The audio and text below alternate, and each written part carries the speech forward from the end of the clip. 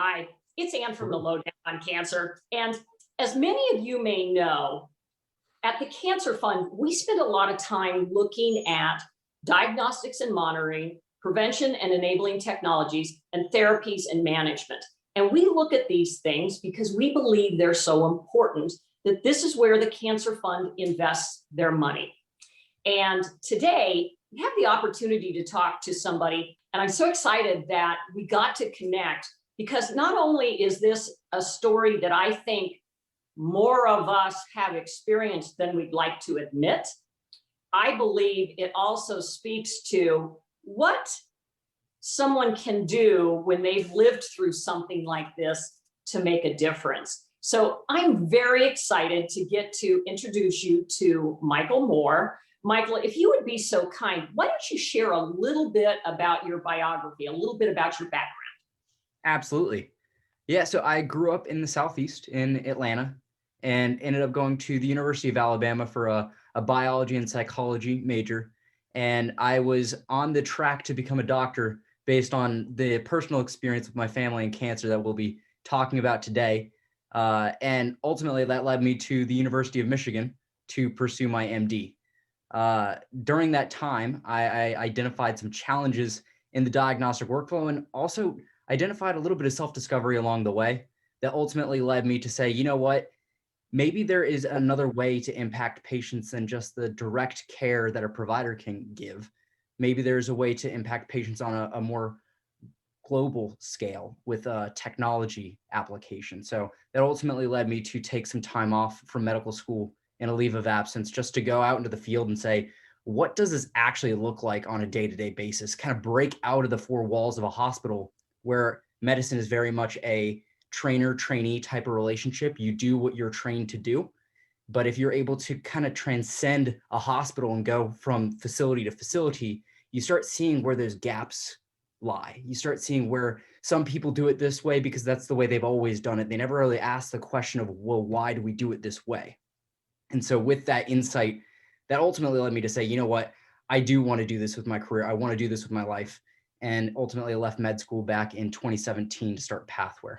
So if you would, share a little bit about your cancer impact story. Absolutely. And cancer's been an omnipresent force throughout my career thus far, and honestly, my life story. Mostly it started back in 2009 when my father was diagnosed with tonsil cancer, stage 3.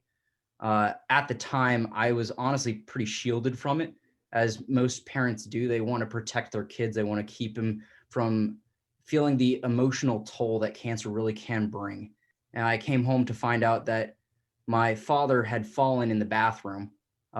He was pretty advanced into his chemotherapy regimen at this stage and incredibly weak. I hadn't seen him for the better part of the last 2 weeks because he was bedridden at this point on Insure. But apparently what had happened was they were in the bathroom and my mom was trying to help him get back to the bed because he started getting lightheaded. And so he put his hands on her shoulder. She took one step and he fell backwards. He ended up falling and hitting his head against the wall pretty hard to the point where he punched a hole through the wall. Was about an inch, maybe an inch and a half away from the door molding, which is solid wood.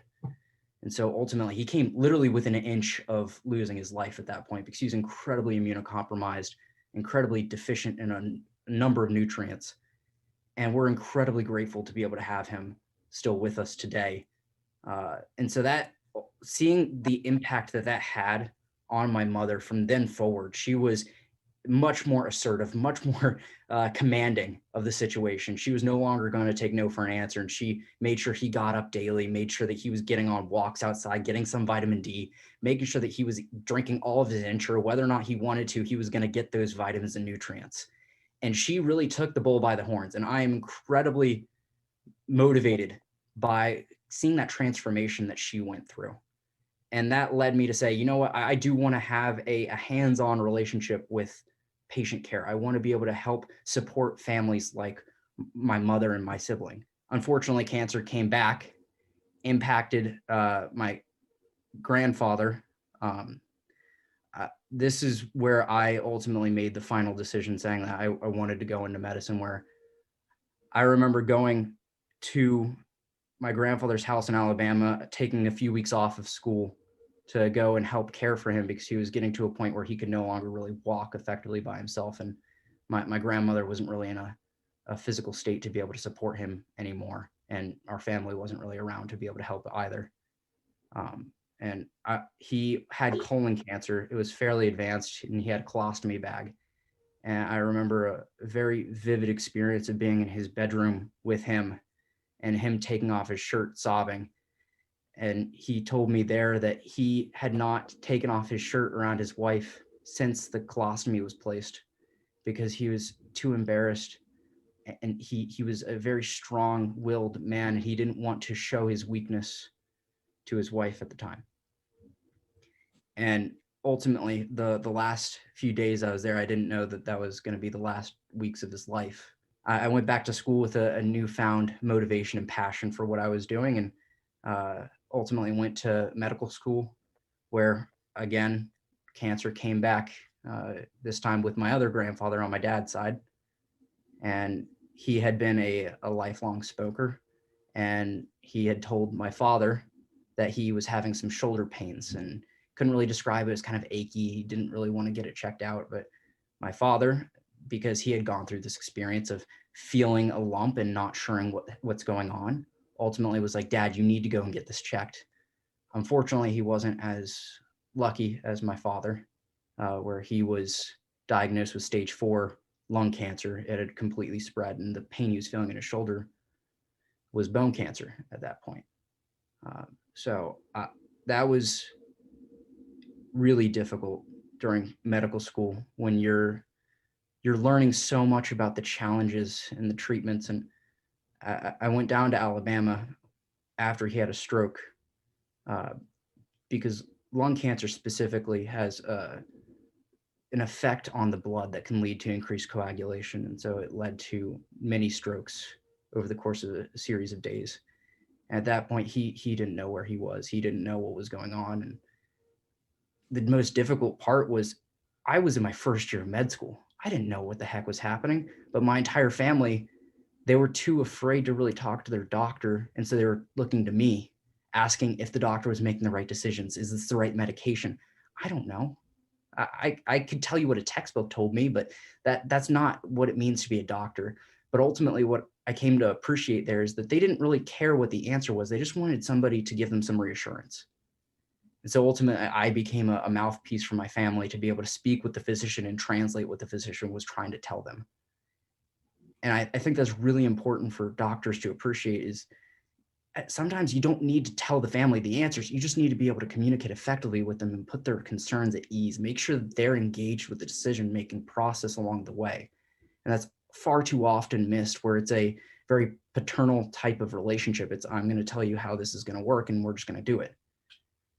But ultimately, now this brings me to kind of my career trajectory. At the same time, I was exploring some applications of a tool that my co-founder had developed at the University of Alabama in the stem cell space.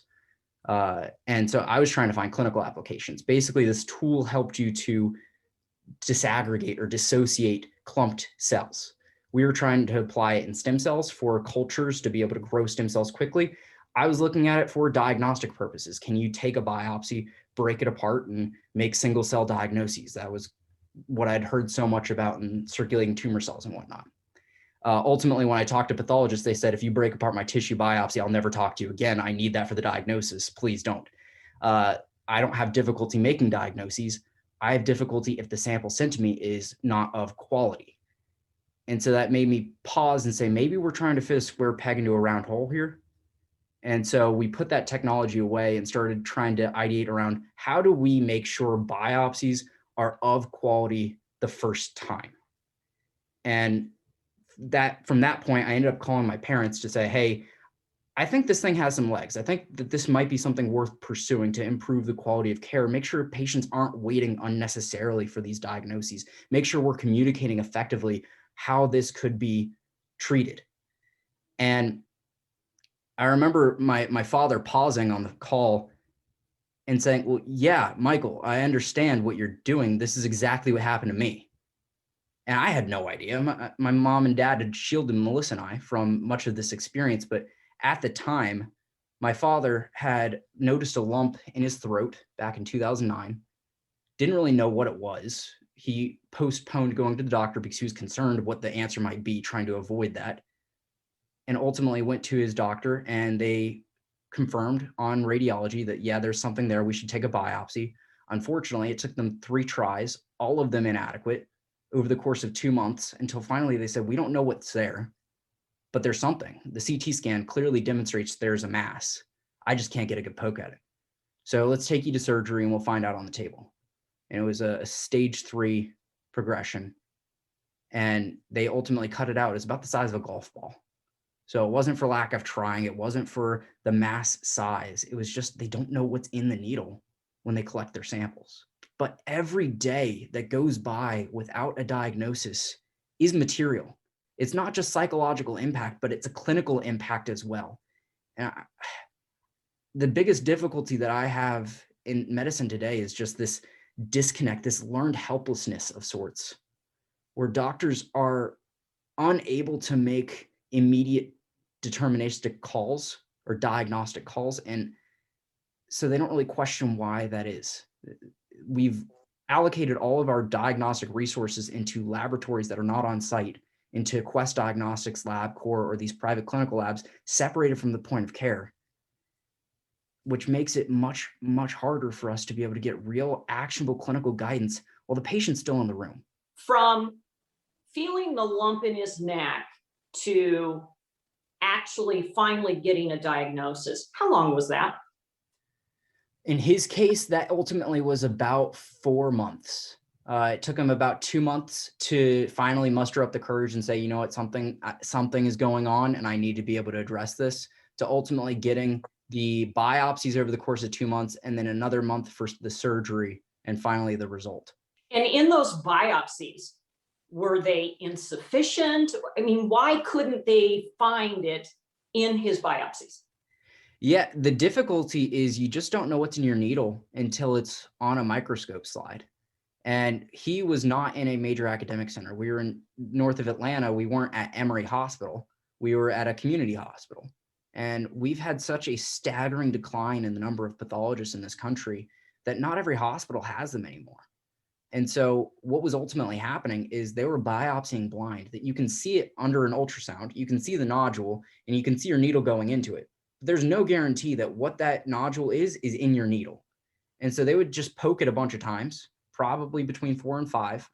That's the industry standard today.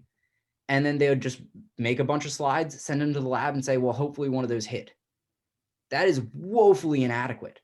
And if you go to a big academic center, your MD Andersons of the world, they will staff a pathologist at the point of care, but only probably about 50% of the time, because there's not enough pathologists there to begin with. It's not a high paying procedure to have a pathologist at, but they do acknowledge that it is the gold standard. So it's kind of a catch-22 type of situation for those hospitals, where they need to provide high quality care, but at what cost? What are those gaps that you see in cancer diagnosis? It's a very outdated system that we rely upon in medicine today. And it very much, we call it practicing medicine for a reason. You're learning daily, you're slowly refining daily. It's much more of an art than a science in a lot of regards. And I think a lot of lay people don't appreciate that. They think it's, you plug in an algorithm, you get a result out. It's a lot more nuanced based on the patient in front of you and the past medical history, and where's the family come into play. And there's a lot more to it. But I think a couple of key areas, one, the biggest one in my mind is accessibility. I think it is very difficult, especially in rural America, to access quality care. And that our reliance on patient follow-up is woefully outdated. We have, so I'm biased from my example or my experience in Alabama, where I had patients where it was incredibly difficult for them to come in an hour, 2-hour drive to a hospital to see a doctor. They would come in maybe once every few years because that's all they could really afford to do. And so when you're expecting, oh, it's fine for us to take a biopsy and then you can come back in a couple of weeks and we can figure this out. They don't have the money, they don't have the time, they don't have the resource to do that. And so that outdated system does not work in that setting. It may work in New York City, but it will not work in middle of nowhere, Mississippi. And so that accessibility barrier is absolutely something that needs to be addressed. The other that's more recent and emerging as a challenge that I think the world now understands is the shortage in the labor force in pathology. We don't have enough pathologists to handle the volume load that we're throwing at them. In the early days of COVID, it took weeks to get diagnoses, and every minute mattered because we were transmitting to each other. We need to be able to, one, drive diagnostics closer to the patient where they are, and two, be able to return results in near real time so that we can take mitigative action as soon as possible. I think that we have some fantastic technologies developing that allow us to see deeper and allow us to understand cancer more in a more nuanced manner. But none of those technologies really address either of those challenges, which really are the Achilles heel of our diagnostic workflow today. What would you say to people who don't have a family history of cancer about their health and about screenings and diagnosis? Yes. I think it's very important to be alert, but not anxious. You need to be aware. You need to be receptive to your body. Your body knows you better than you know you. If it starts sending you signals, make sure you get that checked out. Have a physician relationship. Make sure that you can trust your physician. Make sure that you go on a regular basis.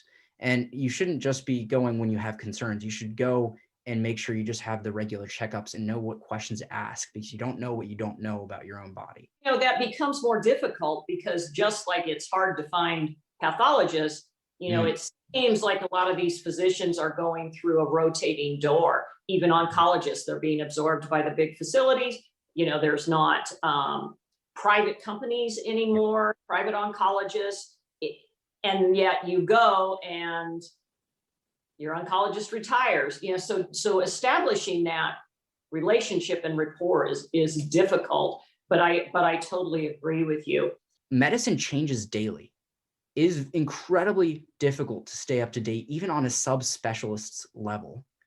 Ultimately, I see medicine transitioning away from this paternal relationship where it's, I'm just going to tell you what we're doing, I understand all, to more of a translating service of sorts, where you have systems that understand a patient, because if you're able to break down these silos between hospitals and you have all this data free flowing, you're able to start giving more refined and nuanced diagnostic calls and predictions.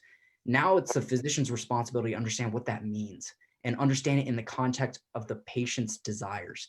What matters to the patient? Having those difficult conversations of end of life. How do you want to be treated? Do you want us to do everything on the table? Do you want to know the answer to this genomic test? How are we going to mitigate risks of heart disease because of your patient history? That is more what I think the physician's role is going to be, is more empathetically driven and connecting with the patient, understanding the science and translating it to the patient, not knowing all and trying to make a deterministic call unilaterally. I think it's going to be very much a marrying of the machine with the physician to be able to get optimal patient outcomes as quickly as possible. So is there anything else that you'd like to share, or any kind of advice that you'd like to end this with? Bring this back to the entrepreneurial side.